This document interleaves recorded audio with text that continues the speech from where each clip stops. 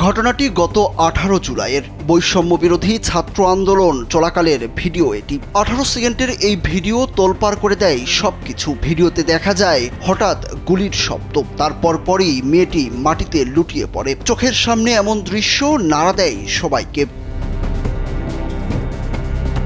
পুলিশের গুলিতে মাটিতে লুটিয়ে পড়া এই মেয়েটির নাম নুসরাত জাহান জেরিন। গুলির ওই ভিডিওতে দেখা যায় মেয়েটি পুলিশের তাড়া খেয়ে হঠাৎ রাস্তার উপর ঢলে পড়ে।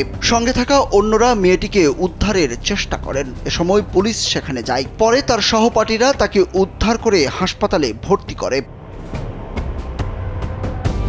প্রথমে সবাই ভেবেছিলেন জেরিন মারা গেছে, কিন্তু অলৌকিকভাবে বেঁচে যান তিনি।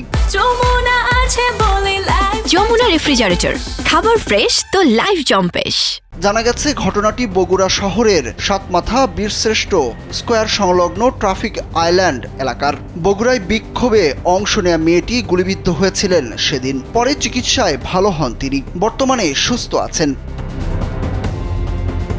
আসলে একটা ঘটনা ঘটে যাবার পরে সেইটাকে পজিটিভ নেগেটিভ অনেকভাবে ছড়ানো হয়, কিন্তু সেই ঘটনাটা যখন ঘটে, যাদের সাথে ঘটে তারাই আসলে বলতে পারবে সেই সময়ের তিক্ততা কতটুকু বা সেই সময়ের ভয়াবহতা কতটুকু। আন্দোলনে যোগ দেওয়ার বিষয়ে জেরিন জানান, রংপুরে আবু সাইদ হত্যার পর আর ঘরে বসে থাকতে পারেননি তিনি। মা বাবার উদ্দেশ্যে ফেসবুকে স্ট্যাটাস দিয়ে গত 18 জুলাই সকাল 9টার দিকে কাউকে কিছু না বলে বাড়ি থেকে বের হন। এরপর মিছিলে যোগ দিয়ে পড়েন পুলিশের গুলির মুখে। বেশ কিছু রাবার বুলেট লাগায় লুটিয়ে পড়েন মাটিতে।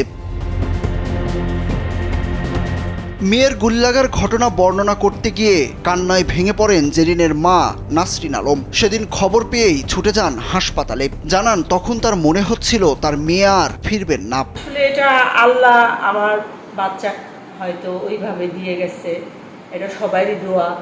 আমার বাচ্চা যে সময় গুলি লাগছে, আমার এক মুহূর্তের জন্য মনে হয়েছে আমার পৃথিবী সর্বত্রই শেষ।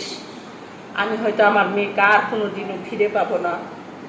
যেই দিন থেকে আমি আমার বাচ্চাকে ফিরে পেয়েছি, আমি আল্লাহর কাছে অনেক শুকরিয়া আদায় করি। সবাই আমার মেয়ের জন্য অনেক দোয়া করছে।